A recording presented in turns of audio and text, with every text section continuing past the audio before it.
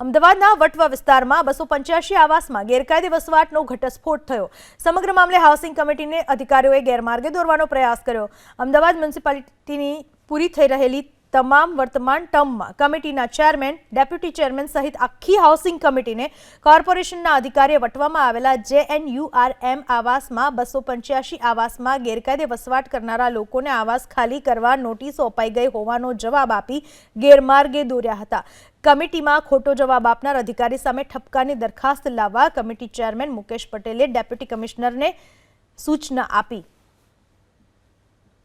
જેની જોડે ઘર છે કે અથવા તો કોઈ ભાડે આપી રહ્યા છે તે લોકોને પરત લેવા એ અભિયાનના સંદર્ભમાં ચેકિંગ ચાલી રહ્યું છે। આ ચેકિંગ દરમિયાન ત્યાં આગળ અધિકારીઓએ તપાસ કરતા લગભગ 406 મકાનોની તપાસ કરી, એમાં 275 મકાન કરતાં પણ વધારે લોકો ઇનલીગલ રહેતા હોય એવું માલુમ પડેલ છે। આ લોકો ઉપર સત્વરે કાર્યવાહી થશે અને ટૂંક જ સમયમાં એ લોકોનો કબજો પરત લેવામાં આવશે। અત્યારે સર્વે ચાલી રહ્યો છે, નોટિસની પ્રક્રિયા પણ ચાલુ છે।